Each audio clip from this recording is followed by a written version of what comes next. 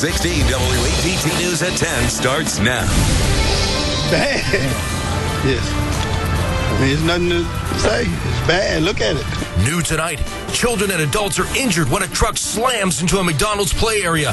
Why police call it a freak accident. Plus, only 16 WAPT has an inside look at voter trends in the Jackson mayoral runoff. Our exclusive poll results. And police are calling it a hate crime. Vandalism at Jackson's only synagogue. Now, your weather first. No doubt about it, it is more humid outside. Low tonight only near 70. I've been watching a batch of storms move across Arkansas and Louisiana. Beginning to weaken, you can see a large area of rain moving into the Delta. There is a tornado watch for the Delta. I'm not too concerned about severe storms tonight, but there could be a good bit of rain up towards the Delta. What about our storm chances for Friday and the weekend? Those answers are coming up. Thank you, David. New tonight at 10, 5 people are injured after a truck comes crashing through the play area at a Byram McDonald's. I'm Darren Dito. I'm Stephanie Maxwell. 3 children and 2 adults were injured in that crash at Terry and Sywell Roads. 16 WAPT's Meg Pace is live there. And Meg, we have an idea what may have caused that crash. Yes, Stephanie, police have a really good idea. They say that truck was sitting at this intersection, and they believe the driver had a seizure behind the wheel. He hit the gas and went crashing into the front of this McDonald's. Dinner time at the Byram McDonald's came to a crashing halt Thursday. That was the worst wreck we witnessed. Emergency workers say this Chevy Avalanche was headed west through the busy intersection when the driver had a seizure and hit the gas. The pickup hit a Mazda SUV, sending the SUV into the McDonald's parking lot. The pickup barreled full speed into the play area of the restaurant. It's bad. Yes. I mean, there's nothing to say. It's bad. Look at it. James Brent's girlfriend was driving the SUV that was hit from behind. She and 2 children were taken by ambulance to a local hospital, but all are expected to recover. They're lucky because the little boy, he was in the back seat, and the rear end is pushed up on the back seat. A 5-year-old girl was inside the play area when the crash happened. Police say her parents took her to the hospital. She appeared to have cuts from broken glass. We believe she'll be all right, too. Paramedics loaded the driver of the truck onto a stretcher and rushed him to a hospital. They say he appeared to have serious but not life-threatening injuries. Byram police say no one will face any charges in the crash. That's all it was a freak accident. Well, Meg, is that McDonald's still open? It is, Stephanie. You can see behind me, they've boarded up here where the crash happened, and they're still taking orders. This McDonald's was only closed for maybe about an hour, and they were right back open, taking orders inside and through the drive-thru. All right, Meg Pace live for us. Incredible that no one was more seriously hurt. All right, thanks so much. In Commitment 2013 tonight, the Jackson mayoral race is heating up, and we are just days away from the Democratic runoff between Jonathan Lee and Chokwe Lumumba. Tonight, 16 WAPT has exclusive results from a Mason-Dixon poll shedding some light on how the race is stacking up. According to the exclusive 16 WAPT Mason-Dixon poll, if the election was held today, Jonathan Lee would have a significant lead with 49% of the vote. Chokwe Lumumba has 35%, but 16% are still undecided. When we broke the numbers down by race, white voters overwhelmingly chose Lee over Lumumba. 87% say they would vote for Lee. Only 4% said they would vote Lumumba. But Lumumba has a 10-point advantage among African-American voters with 46%. Lee has 36%, with 18% still deciding. However, the numbers show 4 out of 5 undecided voters are black. By far the most important issue for voters in this Jackson mayoral election is crime. It topped the list at 41%. That's almost 3 times the number of people who said jobs were their biggest concern. When our pollsters break it down by race, 44% of blacks said crime was the most important issue.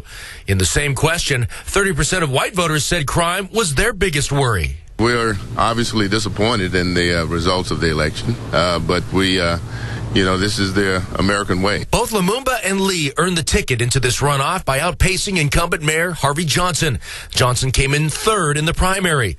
Our poll data says Johnson supporters are basically split now. 44% of Johnson supporters would now vote for Lee, while 39% would support Lumumba. 17% of Johnson supporters are still undecided. This system must fall. This We also asked in our poll if Councilman Lumumba's past political activism would affect their vote. Broken down by race, 64% of whites said it would make them less likely, but 31% of African Americans said it would make them more likely to vote for Lumumba. And you can see more of the poll numbers inside WAPT.com. 500 likely voters took part in our exclusive Mason-Dixon poll with the margin of error plus or minus 4.5%. Now, next Monday, we will get new polling numbers after airing our debate between Jonathan Lee and Chokwe Lumumba. Well, the gloves are off in this Jackson mayoral race. A new TV ad sponsored by Friends of Jonathan Lee sheds a negative light on his opponent in the Democratic runoff. I don't like police. I'm sorry. I don't like police. There's no question that we're not a Democrat like Barack Obama, okay? We're not a Democrat, period. Imperialism needed a new face. And what better for imperialism than The ad Barack shows Obama? candidate Chokwe Lumumba making controversial statements in a past speech. He makes comments questioning the Democratic Party, President Obama, police, and Christian beliefs. Lumumba claims his speech was taken out of context. Are distorted. They don't say all I said, and if you saw the whole speech, then you'll understand that I was saying quite the opposite of many of the things that they tried to highlight. I think he has a strong history of being an advocate for folks. However, I think when it comes down to being able to make people feel comfortable of all backgrounds at the table, I clearly have an advantage. And that's all I'm going to say about that. Well, tomorrow, Lee and Lumumba will face off live right here on 16 WAPT in our runoff debate. You can watch it at 7 p.m. Leave your questions for the candidates on the 16 WAPT Facebook page. A community activist says he disagrees with how the Hinds County Board of Supervisors is choosing the next leader in District 2. Tonight, David Archie announced he is running for the position. The seat was held by Doug Anderson, who died in April. The board is accepting resumes for the position and could appoint someone, but Archie says there should be an election. We need to hear the voice of the people. We need to hear the citizens of Hinds County District 2. And we believe that they need to take it to a vote to decide who's going to be the next supervisor of Hinds County District 2. Now, we spoke to Supervisor Robert Graham tonight, and he says Archie's statements are irrelevant. The election is in November. A Jackson attorney could become the first black woman to serve as a federal judge in Mississippi. President Obama has nominated Deborah M. Brown. If confirmed, she will be a U.S. district judge for northern Mississippi. This is new. Tonight at 10, Jackson police recovered a stolen car during a traffic stop. The driver was pulled over tonight on Alabama Street. Police say that car was stolen back in 2008. The three men inside were arrested. One of the men was wanted by authorities. Police also recovered a gun. Rescue crews will resume searching tomorrow for a missing fisherman south of Natchez. They searched Lake Mary in Woodville today. The Wilkinson County Sheriff says two men were fishing on the lake when their boat hit a log and flipped. One man was able to swim to shore. The missing man is identified as Morris Nettles.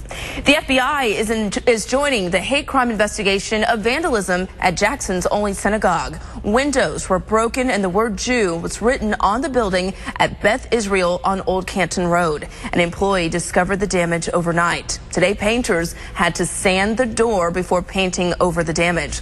Leaders at Beth Israel say they aren't going to let this stop them worshiping and serving the community. Today is a Jewish holiday. It's a holiday of Shavuot, where the Jews received the Ten Commandments, or the Torah as we call it. We had our religious worship service, and, we just went along with our business. No arrests have been made in this case. Call Crime Stoppers at 601-355-TIPS if you have any information to solve it. A student is arrested in the bomb threats made at Clinton High School. 18-year-old Rayjon Higginbottom is charged with a felony. Higginbottom was arrested today at Clinton Alternative School. The school was evacuated 3 times in the last week because of the threats. Police say more arrests could be made. There's a state of emergency tonight across Mississippi. 3,000 high school seniors are in danger of not graduating. Students who have one test left to pass can go to emergency testing at Mississippi State. The Department of Education says more than 100 students registered for tests today. To graduate, students have to pass Algebra 1, English 2, Biology 1, and U.S. History. Leaders say students had many opportunities to take these tests. Usually a student could have anywhere from 6 to 12 opportunities to have taken this test over the course of their high school career. You have 2 years to get it together. You're a junior and senior. If you don't get it together, somebody's fault but your own. We started early, so we're praying by the time we make it to 12th grade, we only have one test, and she passed that on the first go-around. School leaders say this is not the first year they've had emergency testing.